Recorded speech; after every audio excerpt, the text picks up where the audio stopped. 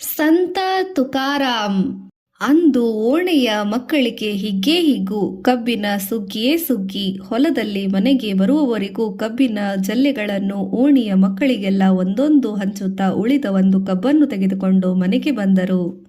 ಕೂಡಲೇ ಮಕ್ಕಳು ಅಪ್ಪಾಜಿ ಕಬ್ಬು ತಂದಿದ್ದೀರಾ, ಅಪ್ಪಾಜಿ ಕಬ್ಬು ತಂದಿದ್ದೀರಾ ಎಂದು ಒಂದೇ ಸಮನೆ ಕೂಗುತ್ತಾ ಕುಣಿಯತೊಡಗಿದರು. ನಿನ್ನ ಕರುಣೆಗೆ ಮೇರೆಯೇ ಇಲ್ಲ.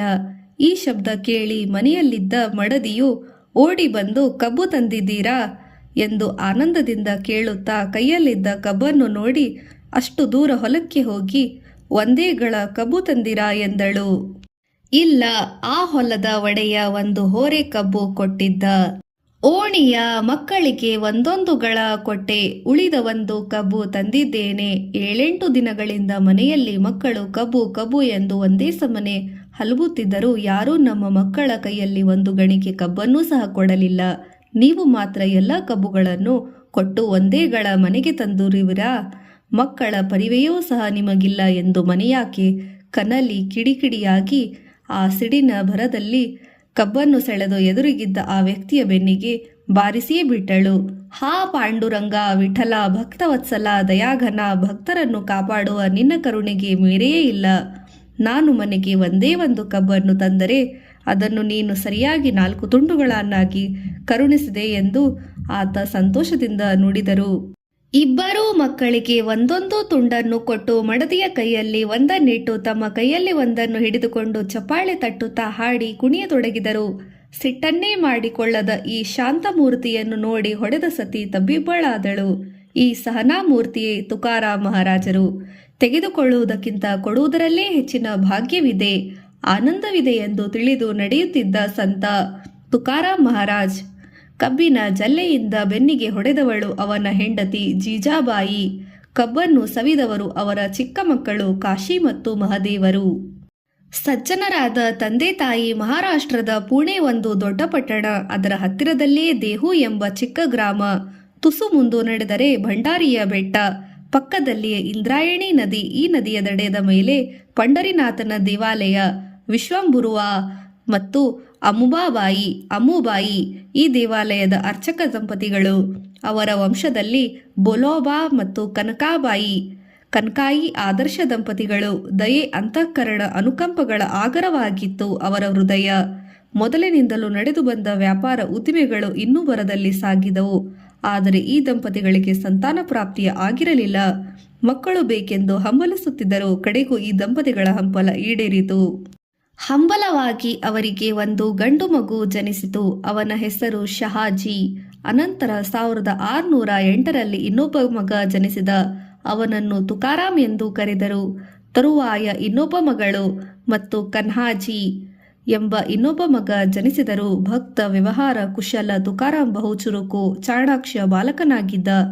ತನ್ನ ಅನಂತ ಚಟುವಟಿಕೆಗಳಿಂದ ತಂದೆ ತಾಯಿಗಳನ್ನು, ಮನೆಗೆ ಬರುವ ಸಾಧು ಸಂತರನ್ನು ಸಂತೋಷಗೊಳಿಸುತ್ತಿದ್ದ. ಆತಿಥ್ಯ, ಅತಿಥಿ, ಅಭಾಗ್ಯತರನ್ನು ಕರೆತರುವುದು, ಅವರ ಸೇವೆ ಮಾಡುವುದು ತುಕಾರಾಮ್ ಮಹಾರಾಜನಿಗೆ ಎಲ್ಲಿಲ್ಲದ ಆನಂದ, ಆತುರ. ತುಕಾರಾಮನ ಕಾಂತಿಯಿಂದೊಳಗೊಂಡಿದ್ದ ಕಣ್ಣುಗಳು, ನೀಳವಾದ ನಾಸಿಕ, ಶಾಂತ ಪ್ರಶಾಂತವಾದ ಮುಖಮುದ್ರೆ, ನಯ ವಿನಯದ ಮಾತು ಎಲ್ಲರನ್ನೂ ಆಕರ್ಷಿಸುತ್ತಿದ್ದವು. ಮನೆಯಲ್ಲಿ ಭಜನೆ ನಡೆದಾಗ ಬಾಲಕ ತುಕಾರಾಮನು ಆ ಭಜನೆಯ ಮೇಳದಲ್ಲಿ ಭಾಗಿಯಾಗುತ್ತಿದ್ದನು. ಮಂಜುಳ ಕಂಠದಲ್ಲಿ ಸರಾಗವಾಗಿ ಹಾಡುತ್ತಿದ್ದನು. ಇದನ್ನು ಕಂಡ ಜನರು ಬೆರಗಾಗುತ್ತಿದ್ದರು.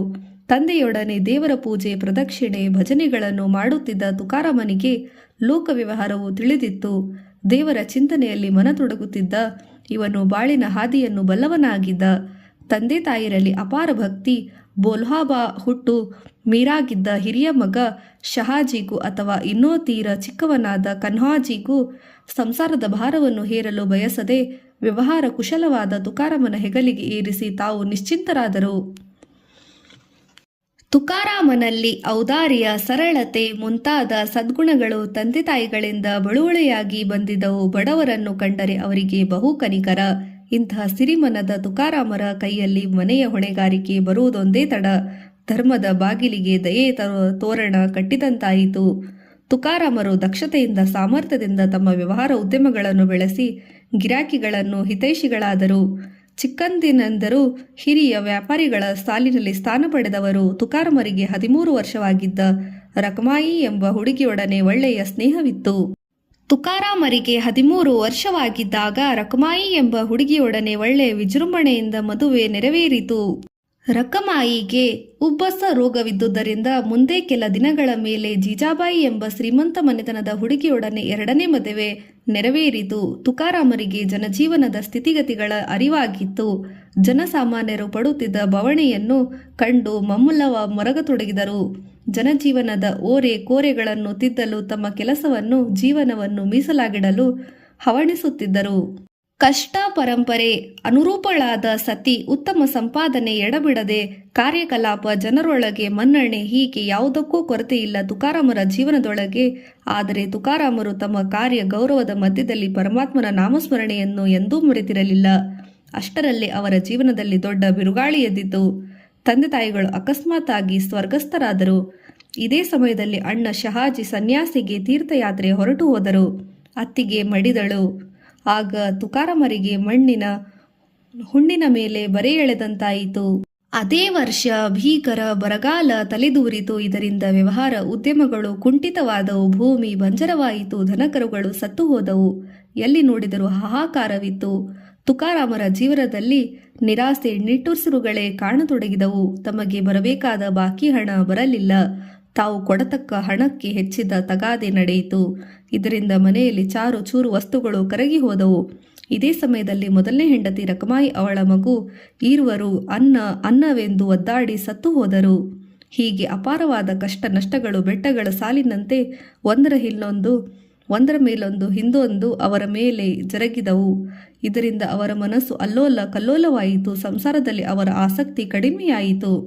ಅವರು ತಮ್ಮ ಆರಾಧ್ಯ ದೇವತೆಯಾದ ವಿಠಲಸ್ವಾಮಿಗೆ ಶರಣು ಹೋದರು. ಅವರ ಅಂತರಂಗದಲ್ಲಿ ವಿಠಲಸ್ವಾಮಿಯ ಚೆಲುವು ಒಲುವುಗಳ ಅರಳಿ ಘಮಘಮಿಸತೊಡಗಿದವು. ಮನೆಗೆ ಬಂದ ಕಡಗ ಆಗರ್ಭ ಶ್ರೀಮಂತಿಕೆಯ ತುಪ್ಪತ್ತಿಗೆಯಲ್ಲಿ ಬೆಳೆದು ಹೀಗೆ ಬಂದಿದ್ದ ಜೀಜಾಬಾಯಿಗೆ ಈ ಯಾತನೆಯಿಂದ ದಿಗ್ಭ್ರಮೆಯಾಯಿತು. ಆದರೂ ಮನಸ್ಸು ಗಟ್ಟಿ ಮಾಡಿ ಸಮೀಪದ ಬಂಧುಗಳ ಸಹಾಯ ಸಹಕಾರ ಪಡೆದಳು.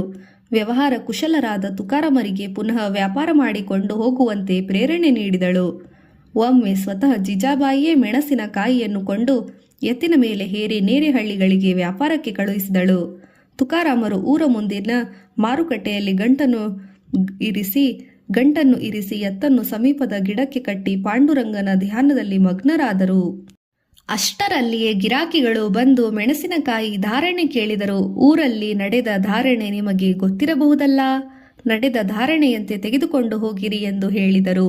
ಈ ಸಾಧುವಿನ ಮನವನ್ನು ಅರಿತ ಜನರು ತನಗೆ ನನಗೆ ಎಂದು ಕಚ್ಚಾಡತೊಡಗಿದರು. ಮನಸ್ಸಿಗೆ ಬಂದಂತೆ ತಾವೇ ತೂಕ ಮಾಡಿಕೊಂಡು ಮೆಣಸಿನಕಾಯಿಯನ್ನು ಒಯ್ಯತೊಡಗಿದರು. ಮೆಣಸಿನಕಾಯಿಯನ್ನು ತೆಗೆದುಕೊಂಡು ಹೋದವರು ಕೆಲವರು ಹಣ ಕೊಟ್ಟರು, ಕೆಲವರು ಕೊಡಲೇ ಇಲ್ಲ. ಈ ಸಂಗತಿಯನ್ನು ಕೇಳಿದ ಆ ಹಳ್ಳಿಯ ಕೆಲ ಸಾತ್ವಿಕರು ಮುಂದೆ ಬಂದು ಹಣ ವಸೂಲು ಮಾಡಿ ಆ ಸಂತ ವ್ಯಾಪಾರಿಗೆ ಕೊಟ್ಟರು. ಅಂದಿನ ವ್ಯಾಪಾರವನ್ನು ಮುಗಿಸಿಕೊಂಡು ಬರುತ್ತಿರುವಾಗ ದಾರಿಯಲ್ಲಿ ವಂಚಕರು ಇವರ ಬಳಿಯಲ್ಲಿ ಹಣವಿದ್ದುದನ್ನು ಕಂಡು ಚಿನ್ನದ ಗಡಗವೆಂದು ಹೇಳಿ ಹಿತ್ತಾಳೆಯ ಗಡಗವನ್ನು ಕೊಟ್ಟು ಇದ್ದಷ್ಟು ಹಣ ದೋಚಿಕೊಂಡು ಹೋದರು. ಹಿತ್ತಾಳೆಯ ಗಡಗ ತೆಗೆದುಕೊಂಡು ಮನೆಗೆ ಬಂದ ಪತಿಯನ್ನು ನೋಡಿ ಜೀಜಾಬಾಯಿಗೆ ಸಂತಾಪವಾಯಿತು. ಚಿಂತೆಯಲ್ಲಿ ಒಂದೇ ಸಮನೆ ತಳಮಳತೊಡಗಿದಳು. ತೆಗೆದ ಸಾಲ ಹಾಗೇ ಉಳಿತು. ನಾಳಿನ ಉದ್ಯೋಗಕ್ಕೂ ಹಣವಿಲ್ಲದಂತೆ ಆಯಿತು. ಮುಂದೇನೂ ಗತಿಯೆಂದು ಮರುಗತೊಡಗಿದಳು. ನೀವು ಮನಸ್ಸು ಮಾಡಿದರೆ ಇಷ್ಟಾದರೂ ತುಕಾರಾಮರು ನಿಶ್ಚಿಂತರಾಗಿ ಭಜನೆ ಮಾಡುತ್ತಾ ಕುಳಿತಿದ್ದರು. ಅವರ ಬಳಿಗೆ ಹೋಗಿ ಜೀಜಾಬಾಯಿಯು, ನಿನ್ನೆ ಬಹಳ ಕಷ್ಟಪಟ್ಟು ಹಣ ತಂದು ಕೊಟ್ಟಿದ್ದೆ, ಎಲ್ಲವನ್ನು ನಿರರ್ಥಕಗೊಳಿಸಿದ್ದೀರಿ. ಇನ್ನು ಮೇಲೆ ನಿಮ್ಮ ಕಡೆಯಿಂದ ಕೆಲಸ ಮಾಡುವುದಾಗುವುದಿಲ್ಲ. ಭಿಕ್ಷೆಗೆ ಹೋಗೋಣ, ನಡೆಯಿರಿ.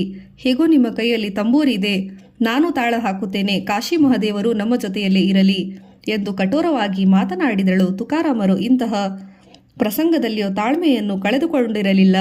ಈಗಲೂ ಸಹ ಎಂಥ ಮಾತನಾಡಿದೆ, ಭಿಕ್ಷೆ ಬಿಡಲಿಕ್ಕೆ ನಮಗೇನಾಗಿದೆ, ತುಸುತಾಳು, ಎಲ್ಲವನ್ನು ಭಗವಂತ ಸರಿಪಡಿಸುತ್ತಾನೆ ಎಂದು ಮೃದುವಾಗಿ ಹೇಳಿದರು. ಅದೇ ಭಗವಂತನೇ ನಿಮ್ಮನ್ನು ಮೋಸಗೊಳಿಸುತ್ತಿರುವನು. ನಿಮ್ಮ ವ್ಯವಹಾರ ಕೌಶಲ, ಜಾಣತನ, ಕೈತುಂಬ ಹಣ ಗಳಿಸುವ ನಿಮ್ಮ ಬುದ್ಧಿಶಕ್ತಿ, ವಿಚಾರವಾಹಿನಿ ನಿಮ್ಮ ವಿಠಲನೇ ಬೆಂಕಿ ಇಡುತ್ತಿದ್ದಾನೆ. ಎಂತಹ ಅನ್ಯಾಯ ಮಾಡುತ್ತಿದ್ದೀರಿ, ಒಮ್ಮೆ ವಿಚಾರಿಸಿ ನೋಡಿರಿ. ಮಕ್ಕಳ ಹೊಟ್ಟೆ ಹಸಿವಿನಿಂದ ಕಾದಿದೆ. ಮೊದಲು ಭೂಮಿಯ ಮೇಲೆ ಗಟ್ಟಿಯಾಗಿ ಕಾಲೂರಿ ನಿಂತು ಆಮೇಲೆ ಭಗವಂತನ ನಾಮಸ್ಮರಣೆ ಮಾಡಿರಿ. ನೀವು ಚೆನ್ನಾಗಿ ದುಡಿದರೆ ನಿಮ್ಮ ಊಟ, ಉಡುಗೆ, ಭಜನೆ, ಆರಾಧನೆ, ಅತಿಥಿ, ಅಭಾಗ್ಯತರ ಸೇವೆ ಯಾವುದಕ್ಕೂ ಕೊರತೆಯಾಗುವುದಿಲ್ಲ. ನೀವು ಹೀಗೆ ಭಜನೆ ಮಾಡುತ್ತಾ ತಿರುಗಾಡುತ್ತಿರುವಂತೆ ನನ್ನನ್ನೇಕೆ ಲಗ್ನವಾಗಬೇಕಿತ್ತು? ಲಗ್ನವಾದಾಗ ನನಗಿದ್ದು ತಿಳಿದಿದ್ದರೆ ಲಗ್ನವನ್ನೇ ಮಾಡಿಕೊಳ್ಳುತ್ತಿರಲಿಲ್ಲ. ನಿಮ್ಮ ತಂದೆ ನನ್ನನ್ನು ನೋಡಿಕೊಟ್ಟಿಲ್ಲ, ನನ್ನ ಸಂಪತ್ತನ್ನು ನೋಡಿಕೊಟ್ಟಿದ್ದಾನೆ. ಈಗ ನನ್ನ ಸಂಪತ್ತು ಹೋಗಿಬಿಟ್ಟಿದೆ, ನೀವು ಹೋಗಬಹುದು ಎಂದರು ತುಕಾರಾಮರು. ನಮ್ಮ ತಂದೆ ಸಿರಿ ಸಂಪತ್ತನ್ನು ನೋಡಿ ಕೊಟ್ಟಿರಬೇಕು. ನಾನು ಹೋದ ಆ ಸಿರಿ ಸಂಪತ್ತಿಗೆ ಮರುಗುವುದಿಲ್ಲ. ನೀವು ಮನಸ್ಸು ತುಸು ಗಟ್ಟಿ ಮಾಡಿಕೊಂಡು ಎಲ್ಲವೂ ಸರಿಪಡಿಸುವುದು ಎಂದಳು. ಜೀಜಾಬಾಯಿಯ ಚಿಂತೆ. ಜೀಜಾಬಾಯಿ ಮತ್ತೆ ಶ್ರೀಮಂತರ ಬಳಿ ಸಾಲ ತಂದಳು. ಆ ಹಣದಿಂದ ಉಪ್ಪನ್ನು ಖರೀದಿ ಮಾಡಿ ಗಂಡನಿಗೆ ಒಳ್ಳೆಯ ದಕ್ಷ ವ್ಯಾಪಾರಿಗಳ ಜೊತೆ ಮಾಡಿ ಕಳುಹಿಸಿದಳು. ವ್ಯಾಪಾರಿಗಳ ಜೊತೆ ತುಕಾರಾಮರು ಎತ್ತಿನ ಮೇಲೆ ಉಪ್ಪನ್ನು ಹೇರಿಕೊಂಡು ವ್ಯಾಪಾರಕ್ಕೆ ಹೋದರು. ಆ ದಿನ ವ್ಯಾಪಾರವು ಚೆನ್ನಾಗಿ ನಡೆಯಿತು. ಕೈತುಂಬ ಹಣವೂ ಬಂದಿತು. ಪುನಃ ಸಂತೆ ಮುಗಿಸಿಕೊಂಡು ಊರ ದಾರಿ ಹಿಡಿದರು. ದಾರಿಯಲ್ಲಿ ಸಾಲ ತೀರಿಸಲಾಗದೆ ರಾಜದೂತರು ಬಂಧನಕ್ಕೊಳಗಾಗಿ ಒದ್ದಾಡುತ್ತಿದ್ದ ಬಡ ಬ್ರಾಹ್ಮಣನನ್ನು ನೋಡಿ ತುಕಾರಾಮರು ಕರುಗಿದಂತೆ ನೀರಾಯಿತು. ರಾಜದೂತರಿಗೆ ಕೊಡಬೇಕಾಗಿದ್ದ ಬಾಕಿ ಹಣವನ್ನು ಕೊಟ್ಟು ಆ ಬ್ರಾಹ್ಮಣನಿಗೆ ಸಮಾಧಾನ ಹೇಳಿ ಸಂತೈಸಿ ಕಳುಹಿಸಿದರು. ಅದೇ ದಾರಿಯಲ್ಲಿ ಮತ್ತೊಬ್ಬ ಬ್ರಾಹ್ಮಣನು ತುಕಾರಾಮನನ್ನು ಕಂಡು, ಅಯ್ಯಾ ಸಾಧು ಶಿರೋಮಣಿಯೇ, ಮನೆಯಲ್ಲಿ ನನ್ನ ಮಗನ ಉಪನಯನವಿದೆ, ದಯಮಾಡಿ ತಾವು ಈ ಕಾರ್ಯಕ್ಕೆ ಸಹಾಯ ಮಾಡಬೇಕು ಎಂದು ವಿನಯದಿಂದ ಕೇಳಿಕೊಂಡನು. ಕೂಡಲೇ ತುಕಾರಾಮರು ಉಳಿದ ದುಡ್ಡನ್ನು ಆ ಬ್ರಾಹ್ಮಣನ ಕೈಗೆ ಕೊಟ್ಟು, ನಿಮ್ಮ ಮಗನ ಉಪನಯನ ನಡೆಸಿರಿ ಎಂದು ಹೇಳಿದರು. ಈ ಸಂಗತಿಯು ಜೀಜಾಬಾಯಿಗೆ ತಿಳಿಯಿತು. ಸಿಟ್ಟಿನಿಂದ ಗಂಡ ಬರುವ ದಾರಿಯನ್ನೇ ಕಾಯುತ್ತಾ ಕುಳಿತಳು. ತುಕಾರಾಮರು ಮನೆಗೆ ಹೋಗದೆ ಭಾಮನಾಥ ಬೆಟ್ಟದಲ್ಲಿ ಭಗವಂತನ ಧ್ಯಾನ ಮಾಡುತ್ತಾ ಕುಳಿತರು. ಅಣ್ಣನವರು ತಾವು ಗಳಿಸಿದ ಹಣವನ್ನು ಬ್ರಾಹ್ಮಣರಿಗೆ ದಾನ ಮಾಡಿ ಅತ್ತಿಗೆಗೆ ಗಂಜಿ ಅಡಗಿ ಕುಳಿತುಕೊಂಡಿದ್ದ ಸಂಗತಿ ಕನ್ಹೋಜಿ ಹೇಳಿ ಕಳವಳಿಗೀಡಾದನು. ನಿಜವಾಗಿಯೂ ನಮ್ಮ ಅಣ್ಣನವರು ಸಂಸಾರಿ ಜೀವಿಗಳಾಗಿ ಜನಿಸಿ ಬಂದವರಲ್ಲ, ಭುವಿಯ ಬಾಳನ್ನು ಹಸನುಗೊಳಿಸಲು ಅವತರಿಸಿ ಬಂದ ಮಹಾನುಭಾವರು. ತಾವು ಸುಮ್ಮನೆ ಅವರನ್ನು ಕಿಳುಕುಡುಗೊಡು ಮಾಡುತ್ತೀರಿ. ಇನ್ನು ಅವರಿಗೆ ತೊಂದರೆ ಕೊಡದೆ ಭಾಗವತ ಧರ್ಮಕ್ಕೆ ತೊಂದರೆ ಕೊಡಬಾರದು ಎಂದು ಯೋಚಿಸುತ್ತಾ ಅಣ್ಣನನ್ನು ಹುಡುಕ ಹತ್ತಿದರು. ತುಸು ದೂರದಲ್ಲಿದ್ದ ಭಾಮನಾಥ ಬೆಟ್ಟದ ಧ್ಯಾನಾಸಕ್ತರಾಗಿ ಕುಳಿತಿದ್ದ ಅಣ್ಣನನ್ನು ಕಂಡು ಕನ್ಹಾಜಿ ಆನಂದವಾಯಿತು. ಅಣ್ಣ, ತಮ್ಮಿಂದ ಭಾಗವತ ಧರ್ಮದ ಉದ್ಧಾರವಾಗಬೇಕು ಎಂದು ಹೇಳಿದರು. ಧರ್ಮ ಕಾರ್ಯಕ್ಕಾಗಿ ತಾವು ಅವತರಿಸಿ ಬಂದಿರುವಿರಿ. ಇನ್ನು ಮೇಲೆ ತಾವು ಧರ್ಮ ಕಾರ್ಯ ಧುರಂಧರರಾಗಬೇಕು. ಮನೆಯ ಸಂಸಾರ ಸಾಧ್ಯವಾದ ಮಟ್ಟಿಗೆ ನಾನು ನೋಡಿಕೊಳ್ಳುತ್ತೇನೆ. ನನ್ನ ಪಾಲಿಗೆ ಬರುವ ಅಂಗಡಿಯ ಲೆಕ್ಕಪತ್ರದ ಕಾಗದ ಹಂಚಿಕೊಂಡಿರಿ. ನಿಮ್ಮ ಪಾಲಿಗೆ ಬಂದ ಹಣದ ನಿರ್ವಹಣೆಯನ್ನು ನೋಡಿಕೊಳ್ಳುತ್ತೇನೆ ಎಂದು ತನ್ನ ಮನದ ಅಭಿಲಾಷೆಯನ್ನು ತೋಡಿಕೊಂಡನು. ಅಣ್ಣ ತಮ್ಮ ಪಾಲು ಮಾಡಿಕೊಂಡು ತುಕಾರಾಮರು ಪಾಲಿಗೆ ಬಂದ ಲೆಕ್ಕಪತ್ರದ ಕಾಗದಗಳನ್ನು ಗಟ್ಟಿಯಾಗಿ ಕಟ್ಟಿಕೊಂಡು ಇಂದ್ರಾಯಣಿ ನದಿಯಲ್ಲಿ ತೇಲಿಬಿಟ್ಟು ಬಂಡಾರಿ ಬೆಟ್ಟ ಸೇರಿದರು.